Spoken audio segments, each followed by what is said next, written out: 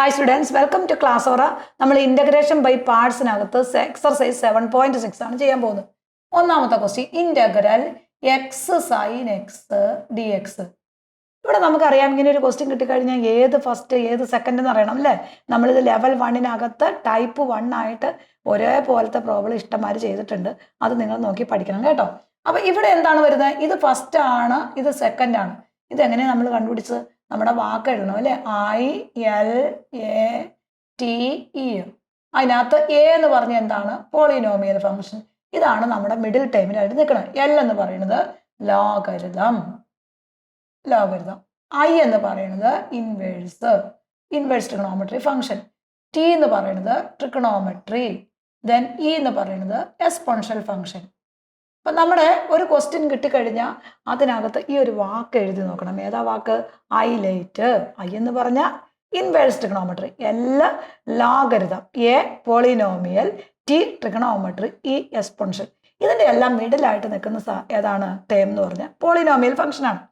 അപ്പം നമ്മളൊരു ക്വസ്റ്റ്യൻ കിട്ടിക്കഴിഞ്ഞാൽ ആ പോളിനോമിയൽ ഫംഗ്ഷൻ വന്നിട്ടുണ്ടെങ്കിൽ ഏതാണ് ഫസ്റ്റ് ഏതാണ് സെക്കൻഡ് എന്ന് പറയണം. ഇവിടെ നോക്കാം, ഇത് പോളിനോമിയലാണ്, ടി ട്രിഗണോമെട്രി ആണ്.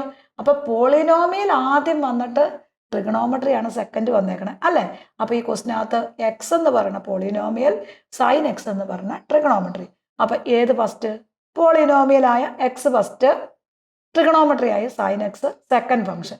നമ്മുടെ ഫോർമുല എന്ന് പറഞ്ഞാൽ നമുക്കറിയാം, integral first function into second D X എന്ന് പറഞ്ഞാൽ first into integral of second D X minus integral of derivative of ഈ ഫസ്റ്റ്.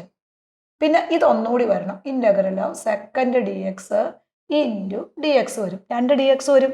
കാരണം എന്താ? അതായത് 2 ഇന്റഗ്രൽ ഉള്ളതുകൊണ്ട് 2 ഡി എക്സ് കൊടുക്കും.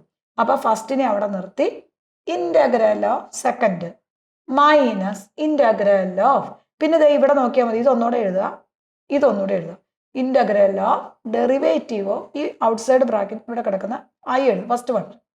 ദെൻ ഈ സെക്കൻഡ് ഫംഗ്ഷൻ ഒന്നുകൂടി വരും.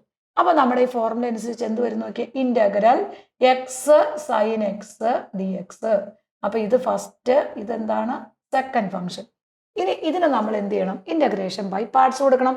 അപ്പൊ ആദ്യം ഏതിനെ എവിടെ നിർത്തണം? ഫസ്റ്റ് ഇൻറ്റു, ഏതാണ് first? X. First into integral of second sine x d x എഴുതുക, minus integral of derivative of, പിന്നെ നമ്മൾ ഫോർമുല ഒന്നും നോക്കേണ്ട ആവശ്യമില്ല, നമ്മൾ നോക്കിയാൽ മതി, ഇന്റഗ്രൽ ഓഫ് ഡെറിവേറ്റീവ്. ഈ ഫംഗ്ഷൻ ഒന്നുകൂടി എടുത്ത് എഴുതണം, എക്സ് ഒന്നുകൂടെ എഴുതി. ദെൻ ഇത് അങ്ങനെ തന്നെ ഇവിടെ ഒന്നുകൂടെ കൊടുക്കണം. അപ്പൊ എന്നാ വരും?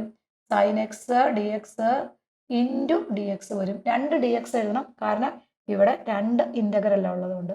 നമ്മുടെ ഫോർമുലയായി. അപ്പൊ ഫസ്റ്റിനെ അവിടെ നിർത്തി integral of second minus integral of ഏതാണ്? ഇതൊന്നുകൂടി എഴുതുക, പിന്നെ ഇതൊന്നുകൂടി എഴുതുക, ദെൻ ഒരു ഡി എക്സ് അവിടെ കൊടുക്കുക.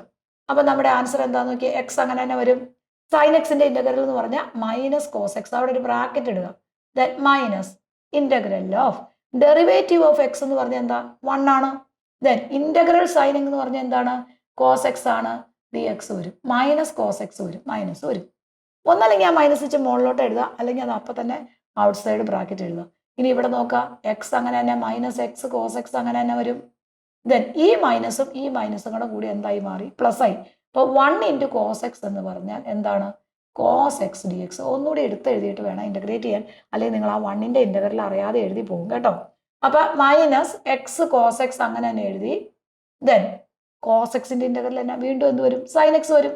അപ്പൊ പ്ലസ് സൈൻ എക്സ് വരും, പ്ലസ് ഇ ആയി. ദെൻ നമ്മുടെ ആൻസർ എന്ന് പറഞ്ഞാൽ എന്താണ്? ഇന്റഗ്രൽ എക്സ് സൈൻ എക്സ് എന്ന് പറഞ്ഞാൽ minus x cos x plus sine x plus ഇ കിട്ടി.